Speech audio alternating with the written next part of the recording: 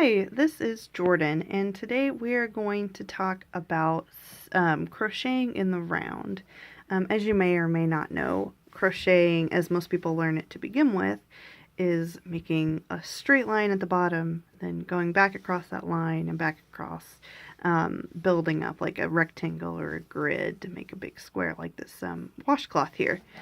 But there are other ways to start besides with a straight line of single stitches, such as crocheting in the round. This little leaf was started in the round, and you start in the center and you make it bigger and bigger, makes an interesting shape. As was this purse, I basically started with a long oval in the round and worked my way up to get this full bag effect. So anyway, we will talk about crocheting in the round. So to start off, you'll take your yarn and drape it across the front here, leaving a little bit of a tail there, just so it's easier to grab onto. Hold it with your thumb so that it's nice and firm there.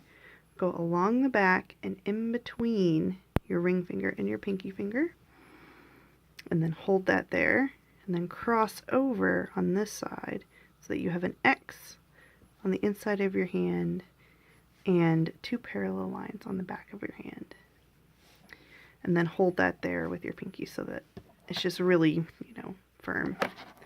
So you take your crochet hook and you go under the first one and then grab on to the second one, pull it under so you have one loop on your crochet hook. So now you'll go back over this first loop and under the second loop again, and then pull this loop you just grabbed through the loop that we made a second ago. So then you still have one loop, and you have this little like knot looking thing on here. So then you release your fingers from the loop and figure out which end is the tail. So you should have a circle right here and a loop on your hook and a tail right here, and then the rest of your yarn. So to make the circle smaller, you pull on the tail until it's a more manageable length, and then you can start with, which you may already know, with single crochet or double crochet or whatever, basically the same way that you would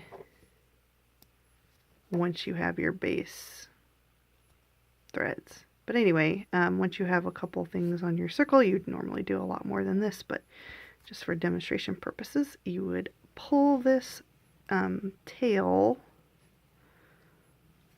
all the way through so that there's no more center gap, and attach it to your first stitch, whether it be a single stitch or a second stitch.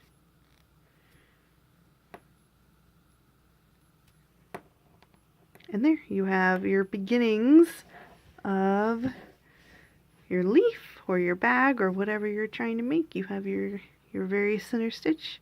And that's all I've got.